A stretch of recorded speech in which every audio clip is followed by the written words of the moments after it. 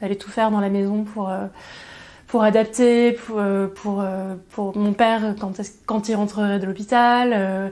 J'ai fait des travaux toute seule. Je me suis fait un petit peu aider aussi par ma famille.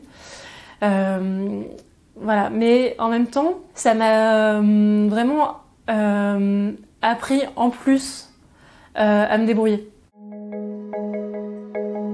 Vous vous apprêtez à écouter la première partie d'un podcast des Déviations. Notre média raconte les histoires de celles et ceux qui ont changé de vie. Pour nous suivre et ne rien manquer de nos actualités, nous vous donnons rendez-vous sur notre site et nos réseaux sociaux. Abonnez-vous à notre chaîne YouTube et suivez nos podcasts sur Acast et autres plateformes de streaming. Tout de suite, un nouveau portrait, une nouvelle histoire, une nouvelle déviation. Bonjour, donc je m'appelle Marie, j'ai 39 ans. Et après une carrière dans le digital pour laquelle à la fin j'étais plus vraiment heureuse, j'ai fait une rencontre qui a bouleversé ma vie. Et maintenant je suis caviste. Dis-moi, où est-ce que t'es née, où est-ce que t'as grandi, dans quel coin de la France? Donc je suis née à Pertuis, dans le Vaucluse. J'ai grandi à Aix-en-Provence, donc dans les Bouches-du-Rhône, au plein cœur de la Provence. Et j'ai quitté Aix-en-Provence quand j'avais 21 ans. Est-ce que tu as des frères et sœurs? Oui, je suis fille unique. Et donc j'ai grandi seule avec mes parents.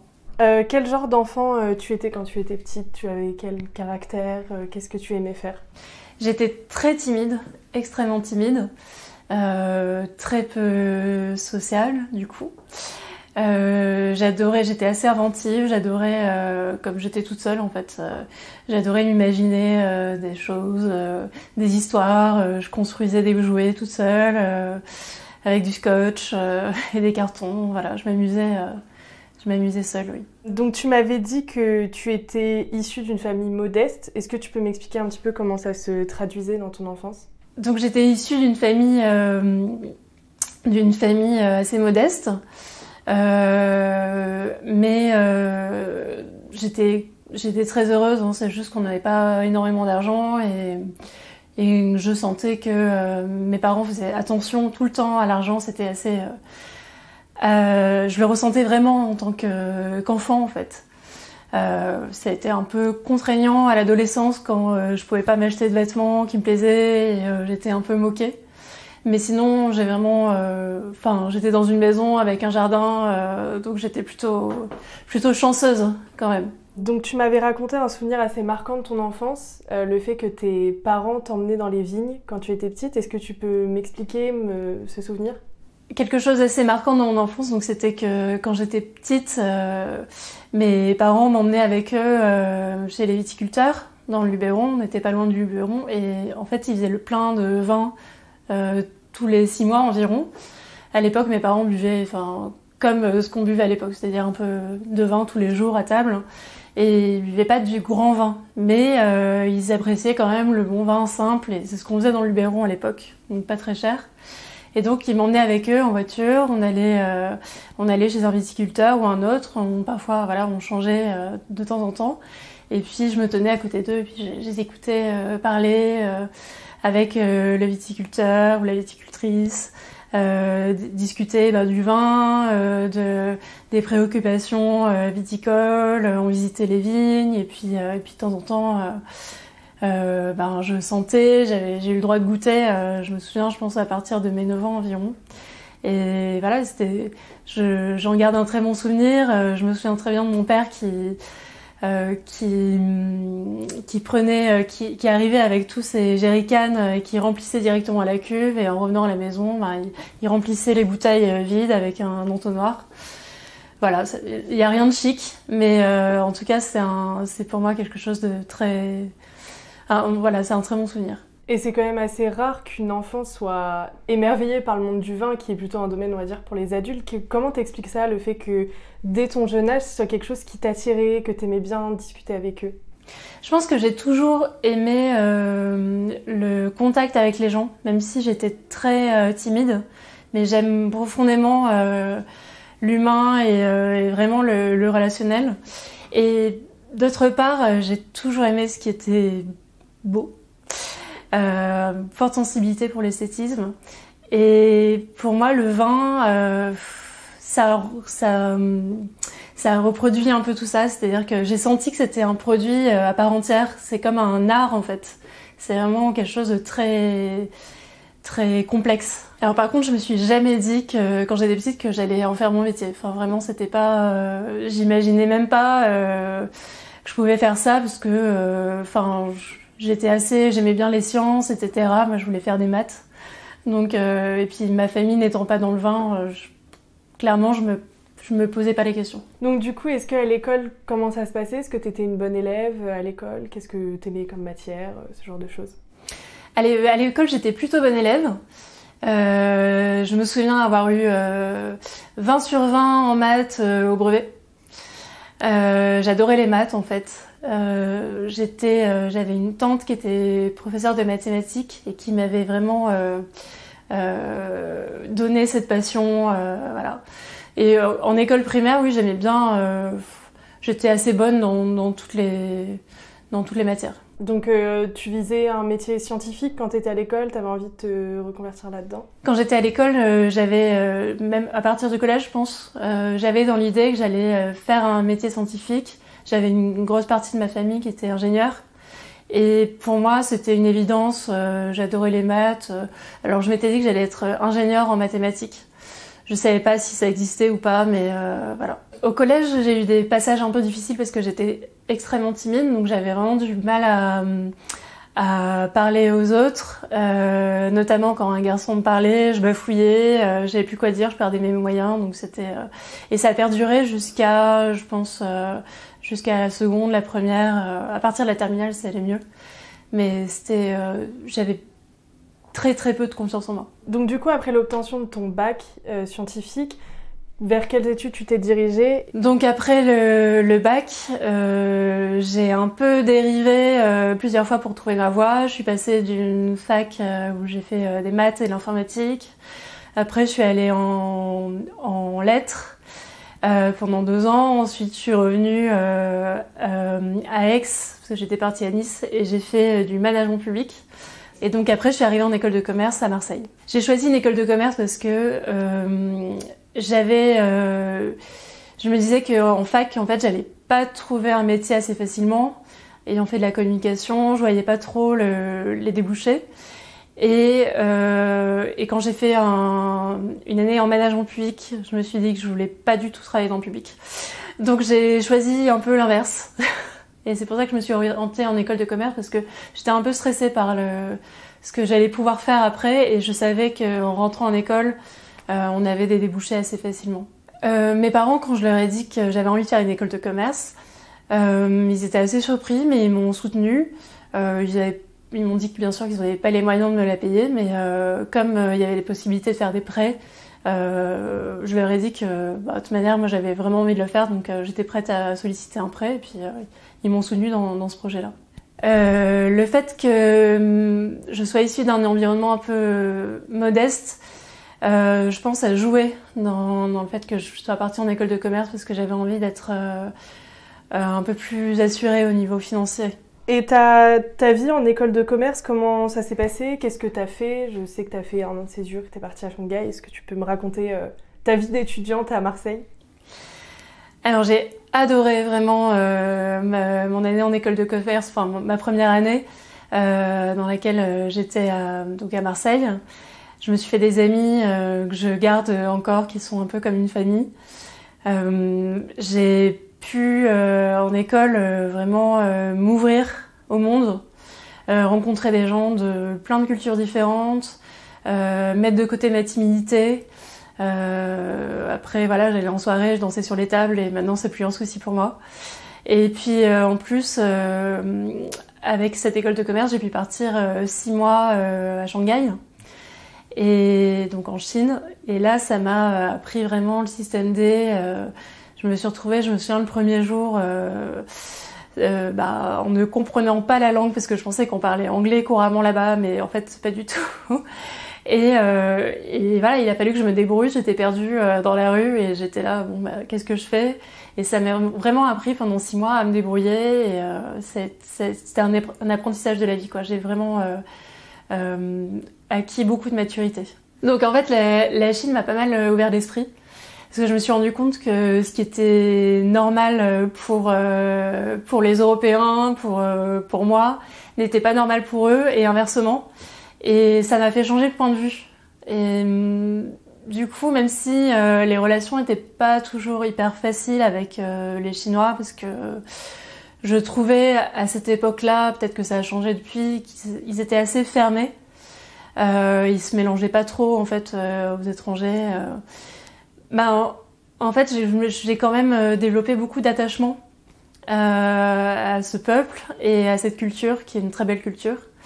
Et voilà, en tout cas, ça m'a vraiment bien ouvert l'esprit. Quand je suis arrivée en Chine, en fait, j'étais assez choquée de toutes les différences qu'il y avait par rapport à la France ou par rapport à ce que je connaissais en Europe. C'était assez violent, en fait, pour moi. Au niveau de la politesse, de tout, enfin tous mes repères avaient valsé. Mais en y restant, j'y suis restée 5-6 mois sans sortir du pays, et j'ai eu le temps de réfléchir et de comprendre que en fait c'était juste leur mode de fonctionnement et leur normalité, et qu'elle était pas moins bonne que la nôtre et inversement. Voilà, c'est juste une différence de culture, mais c'est une culture qui est quasiment à l'opposé de la nôtre. Donc du coup, à ton retour de Shanghai, qu'est-ce qui s'est passé? Qu'est-ce que tu as fait dans ta vie? Quand je suis rentrée de Shanghai, je suis rentrée directement dans mon petit village à Venelle en Provence. Et là, j'étais complètement déphasée. Parce que j'avais du mal à réaliser, à expliquer, à exprimer en fait à mon entourage ce qui s'était passé dans ma vie et ce que j'avais vécu. Mais bon, j'ai vite repris mes marques et là, je suis juste restée chez mes parents pendant 6 mois pour faire mon mémoire de fin d'études. J'avais mon petit ami qui était en Espagne et qui faisait un semestre d'études à l'étranger, donc j'allais le voir régulièrement. Et ça m'a permis aussi de redescendre doucement, on va dire, vers la vie professionnelle, parce que je visitais un peu l'Espagne et c'était assez excitant. Et après ce passage, une fois que tu as fini tes études, c'est là que j'imagine tu as commencé à avoir un premier job. Est-ce que tu peux m'expliquer? Quand j'ai rendu mon mémoire, je me suis dit que il était temps de trouver un boulot. Sauf que j'avais fait des stages déjà 1 an auparavant et qu'il est très difficile de trouver un travail quand on a juste eu un stage. Peut-être que maintenant c'est plus le cas, mais à l'époque oui. Et donc j'ai demandé à mon école qu'ils me refasse moyennant paiement, et qu'ils me refasse une convention de stage pour refaire un stage. À l'époque, j'étais dans les cosmétiques, dans le marketing cosmétique. T'as quitté Aix pour être sur Paris. Est-ce que tu peux déjà me dire que pour ton premier job, du coup, t'es montée sur la capitale, et m'expliquer qu'est-ce que ça a fait de te retrouver à Paris? Est-ce que t'as apprécié ta vie parisienne? Donc pour mon premier boulot, je l'ai trouvé à Paris. Pourquoi Paris? Parce que en fait, j'avais déjà fait mes stages à Paris. J'avais mon petit ami qui était parisien, qui habitait Paris. Et pendant mes stages, j'avais vraiment adoré la vie parisienne, même si j'habitais dans une petite chambre de bonne, que j'avais les toilettes sur le palier, mais ça me dérangeait pas. Je découvrais vraiment la liberté, la grandeur de cette ville, la beauté aussi de la ville. Tous les week-ends, j'allais me balader dans un quartier différent. Enfin, c'était vraiment super. Donc j'ai fait 6 mois en marketing cosmétique en stage. Et à l'issue de ces 6 mois, j'ai été embauchée en CDD pendant 3 mois. Donc ça a été mon premier vrai job. Et en fait, le problème, c'est que c'était en 2008. Et en 2008, il y a eu une grosse crise financière. Et donc, toute l'économie européenne, mondiale était affectée et les entreprises n'embauchaient plus. Donc, c'était vraiment pas le meilleur moment pour trouver un boulot. Et notamment en marketing cosmétique, c'était complètement bouché. Donc il fallait quand même que je trouve un boulot parce que j'avais un prêt à rembourser et que mes parents pouvaient pas m'aider. Donc j'ai fait des petits boulots. Donc j'ai commencé en tant que hôtesse d'accueil dans un cabinet d'avocats où je faisais un rôle de potiche. Donc ça me renvoyait un peu à mon manque de confiance en moi parce que du coup j'avais envie de leur dire mais sinon j'ai fait des études, je suis pas juste potiche. Mais heureusement ils étaient très sympas avec moi donc voilà. Et en fait c'était pas fait pour durer parce que je voulais vraiment trouver un boulot. Donc j'ai été embauchée dans une start-up par un ami d'amis en tant que assistante marketing et commercial B2B. Alors clairement, commercial B2B, c'était pas un métier pour moi. Vraiment, étant timide, je me suis fait violence, mais il y avait une limite. Et très vite, j'ai switché uniquement sur le côté marketing, ce qui m'allait beaucoup mieux. Mais comme c'était une start-up, en fait, voilà, dans les start-up, on se dit souvent que l'aventure va être extraordinaire, etc. Mais en réalité, c'est très excitant, mais c'est aussi extrêmement difficile. Parce que c'est très exigeant et du coup je faisais un peu beaucoup de choses quoi. Je manageais 3 stagiaires, je faisais du marketing, en même temps je cherchais des nouveaux locaux pour la boîte, je réparais le wifi et en fait donc c'était juste un CDD. Ça a pas fité avec mon président.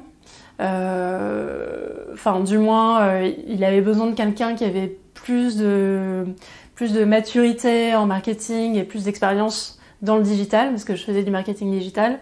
Et comme j'ai appris sur le tas, j'étais pas exactement le profil qui lui convenait. Le CDD s'est arrêté là. Et là, je me suis dit que j'avais vraiment envie de continuer dans le digital. J'étais vraiment à l'aise là-dessus. Mes parents étant informaticiens, je suis quasiment née avec un ordi sous les mains. Donc quand j'étais petite, j'allais sous DOS, je tapais CD, point, machin pour accéder à mes jeux et j'étais très à l'aise en fait déjà avec l'informatique. Donc j'avais envie de continuer là-dedans. En plus, j'avais commencé mes études là-dedans. Voilà, donc au final, j'ai cherché un job dans le marketing digital. Donc j'ai trouvé dans une entreprise qui est un groupe de presse professionnel très axé sur le digital et là j'étais tellement heureuse qu'il m'ait donné ma chance alors que j'avais pas beaucoup d'expérience. Je m'y suis mise à fond et j'ai commencé à évoluer comme ça et à prendre confiance en moi parce que en start-up j'avais perdu énormément confiance en moi. Et là, on m'a fait confiance, on m'a fait évoluer. J'ai eu des projets super intéressants, j'ai rencontré des gens géniaux. Ça a été comme une famille pour moi. Donc je suis rentrée en 2010 et au bout de 5-6 ans, j'avais beaucoup bougé parce que le directeur qui m'avait embauchée m'avait dit vous inquiétez pas, vous rentrez là, mais vous ferez pas le même mission, plus d'1 an quoi. Enfin, vous allez bouger tous les 9 mois environ. Et en effet, j'ai pas mal bougé d'une équipe à l'autre, etc. J'ai évolué. Je me suis retrouvée à la DSI, donc la direction de services informatiques de mon groupe. Et ça s'est super bien passé. J'étais très heureuse, mais il y a un moment où je sentais un essoufflement. J'avais envie d'aller au-delà. Je savais pas comment j'allais faire. J'avais pas assez de maturité de confiance en moi pour accéder à des postes un peu plus de direction. Peut-être pas forcément l'envie. Donc je me suis fait démarcher d'ailleurs à ce moment-là et je suis partie dans une autre boîte, mais là pour retrouver vraiment le côté marketing. Là j'étais vraiment dans le côté technique qui était très intéressant, mais voilà. Donc je suis partie dans une autre boîte dans laquelle ça s'est pas très bien passé. Voilà, j'ai eu une manageuse qui était géniale, mais elle est partie au bout de quelques mois. La N+1 qui m'avait embauchée est partie 2 semaines après mon arrivée. Et en fait, il y a eu une réorganisation qui a fait que j'avais perdu l'essence même du boulot pour lequel j'avais voulu venir. Et à ce moment-là, j'ai eu des gros problèmes familiaux qui ont fait que j'ai dû quitter ma boîte. J'ai mon père qui est tombé gravement malade. Il était à l'hôpital. Et en fait, quelques mois auparavant, on avait détecté une maladie grave aussi chez ma mère, qui est la maladie d'Alzheimer.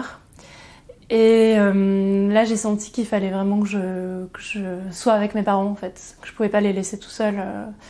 Gérer ça, j'avais besoin d'être avec eux, j'avais besoin de les aider. Et puis c'était tellement difficile moralement que de toute manière, j'avais plus la tête à travailler. Donc je me suis arrangée avec cette entreprise pour qu'ils rompent ma période d'essai, que je puisse partir avec le chômage. Et à ce moment-là, je suis restée 4 mois chez mes parents à les aider, aller à l'hôpital tous les jours pour voir mon père, avec ma mère. Donc me retrouver dans la maison de mes parents, au chômage, célibataire, parce que j'étais célibataire à l'époque, et avec 2 parents malades, ça a été extrêmement difficile. C'est-à-dire que je pleurais tous les matins en me réveillant, je pleurais tous les soirs en me couchant, et pas devant ma mère, parce qu'il fallait que je garde vraiment le moral pour elle, que je sois battante, et puis que je lui donne confiance. Voilà, donc c'était très très dur. Mais je me suis vraiment investie dans ma to-do list. Donc je faisais vraiment des tâches. J'ai découvert le bullet journal qui m'a un peu sauvé la vie à l'époque. Donc minutieusement, chaque jour, je mettais ce que je devais faire, etc. J'avais des listes énormes par jour, parce que il fallait tout faire dans la maison pour adapter, pour mon père quand il rentrerait de l'hôpital. J'ai fait des travaux toute seule, je me suis fait un petit peu aider aussi par ma famille. Voilà, mais en même temps, ça m'a, pareil, comme pour la Chine, on va dire, ça m'a vraiment appris en plus à me débrouiller. Tu te dis que tu dois reprendre ta vie en main parce que tu peux pas rester éternellement avec tes parents, etc. et que tu as besoin de penser à toi, donc tu remontes sur Paris. Explique-moi, qu'est-ce qui se passe quand tu remontes? Du coup, tu avais quitté ton job, donc professionnellement, où est-ce que tu vas? Donc pendant les 4 mois, parfois, je laissais ma mère chez mon oncle et ma tante pour pouvoir souffler un peu. Je montais à Paris 3-4 jours. Voilà, j'ai fait ça 3 fois peut-être. Et j'avais dans l'optique en fait de retrouver un travail. Et de faire en sorte que quand mon père rentrerait de l'hôpital, d'avoir tout mis en place pour que mes parents soient autonomes, entre guillemets, donc avec des aides, avec des infirmiers, et d'avoir trouvé un boulot pour reprendre ma vie normale. Donc j'ai eu la chance d'avoir une amie qui était une ancienne collègue, qui m'a contactée pour que je la dépanne sur un poste dans son équipe. Et j'ai été embauchée en CDD, comme ça, dans mon ancienne entreprise dans laquelle j'étais restée 5-6 ans. Donc je suis remontée à Paris et là j'ai repris ma vie parisienne. En descendant régulièrement tous les mois, j'avais l'impression d'être un peu toujours sur un fil, parce qu'il fallait gérer à distance, donc c'était pas évident. Mais ça m'a permis aussi d'avoir un peu plus de souffle et de plus d'énergie en fait pour gérer la maladie de mes parents qui était extrêmement douloureuse en fait au niveau moral. Donc j'ai suivi en descendant régulièrement la dégradation de l'état de mon père, qui a fini par partir malheureusement quelques mois après. Donc il est décédé en décembre 2017. Et là, il a fallu que je vende la maison de mes parents pour que ma mère puisse aller dans un EHPAD, parce qu'elle pouvait plus rester seule en fait dans sa maison. Donc là encore, j'ai l'impression que depuis que mes parents sont tombés malades, ma vie a été une succession de défis. Donc ça fait extrêmement grandir, c'est ça l'avantage. Par contre, c'est difficile moralement, physiquement. Mais voilà, ça m'a donné le goût du défi. Donc à chaque fois, il y avait... Alors du coup, là, ce défi-là, c'était de vendre la maison, qui était dans un état pas top. Donc je me suis fait... donc quelques mois après le décès de mon père, j'ai des amis qui sont venus chez moi. J'avais fait un programme Pimp My House. Et du coup, ils sont venus à 5-6 pendant 1 ou 2 jours avec du matériel, etc. Et on a décapé la maison, repeint, refait le jardin entièrement, passé le Karcher sur les murs à l'extérieur. Donc elle a pris de la valeur et puis j'ai pu la vendre très facilement. Donc ça a été un petit peu difficile moralement parce que de quitter la maison dans laquelle on a grandi, ce sont mes parents qui l'avaient fait construire. Hein. Donc ça a été un petit peu dur. Mais voilà, donc j'ai mis ma mère dans un EHPAD et c'était une période en fait très compliquée pour moi parce que j'étais complètement en deuil du décès de mon père. Je devais soutenir ma mère aussi. J'avais pas trop l'occasion de prendre du temps pour moi. En plus, je sortais d'une rupture un peu difficile. Et j'étais au plus mal. J'étais vraiment... j'étais très très mal, peut-être autant, même plus que les 4 mois que j'avais passés chez mes parents. Vous venez d'écouter la première partie d'un podcast réalisé par Myriam Amossé et Chloé Robert. N'hésitez pas à commenter, nous écrire et partager si ce podcast vous a plu. Notre média, vous pouvez le retrouver sur lesdéviations.fr, Facebook, Instagram, LinkedIn, TikTok et YouTube. Nous n'avons qu'une vocation, raconter les histoires des personnes ayant changé de vie. Alors à très vite pour un nouvel épisode.